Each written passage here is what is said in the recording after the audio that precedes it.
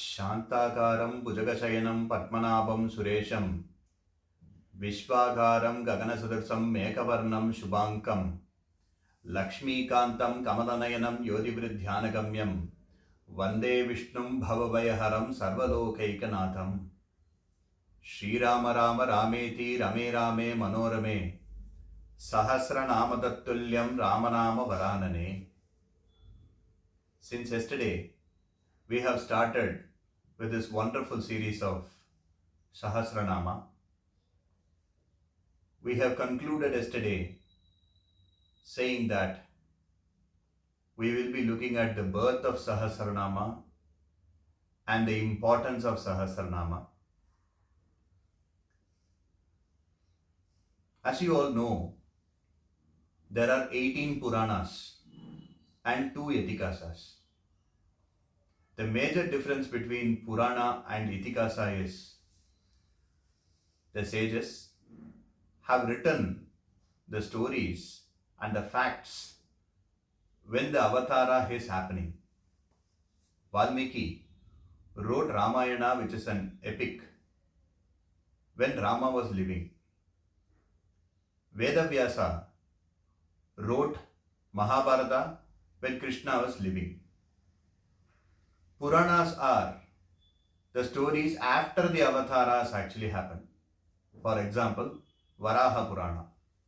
Varaha Purana, Varaha Avatara over. And there will be 2 sages speaking and then telling about the story of Varaha that became Varaha Purana. Bhagavata Purana. Every Puranam is after the avatar is over. So out of that, there are 2 Itikasa, epic we call. In that Itikasa, Mahabharata is considered as the 5th Veda.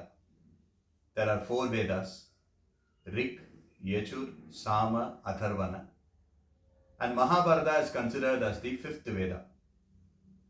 There are 1,25,000 slokas in Mahabharata.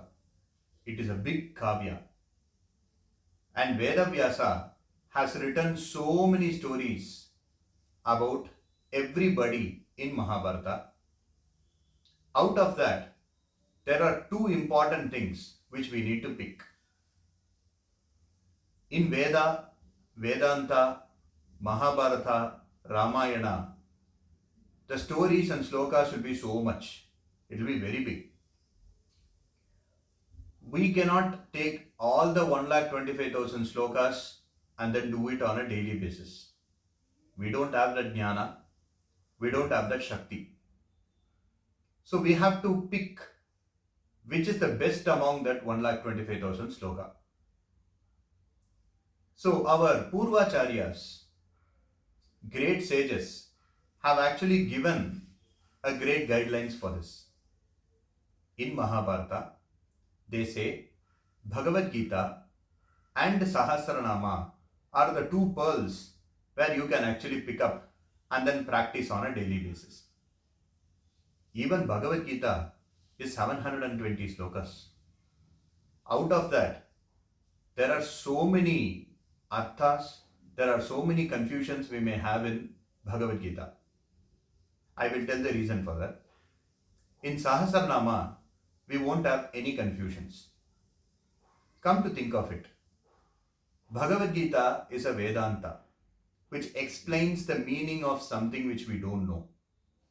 Sahasranama is just a name. For example, I am a person or somebody is a person. If you want to explain the characteristic of that person, which is a bit difficult to understand, if you want to just name that person, it is easy to understand.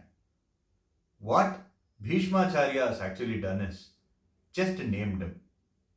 Now, you can actually say naming a particular person is bigger or describing the characteristic of that particular person is bigger. With respect to Bhagavan, both are same. Because every name denotes a character of him. Keshava is one of the name. Madhava is another name.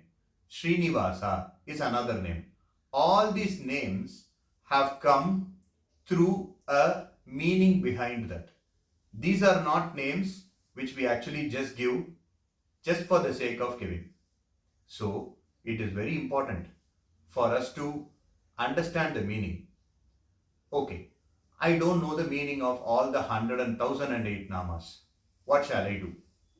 But these Sahasranama are like medicines. Let us say I have a headache. I have a medicine. There are two types of it. If a doctor is having that medicine, he knows what is the combination of that medicine, he knows what it will do to my body, and then how it will resolve my headache. This is how a doctor approaches a medicine. For example, I am not a doctor. I don't know what is the combination of that. I don't know how it will react in my body. But will the tablet will say, because you don't know how I will react inside, I will not actually cure your headache? No. Sahasranama is same.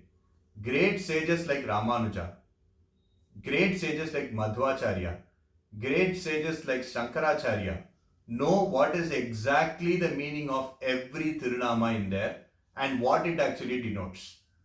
For example, people like me, I don't know anything. I can just read a little bit about that. I can see there is an example given to that. We are only seeing sun from a so much long distance. We can never go near the sun. But there are people who can go near it. There are satellites who can go near it. But I cannot actually do that. But sun will be the same for sun even if you go near, even if you are far. Similarly, medicine will be medicine even if I know the combination under what reaction it will solve, it will solve. Similarly, Sahasranama, you know the meaning of it, you don't know the meaning of it, but just because of that Shabda, each particular Nama has a vibration.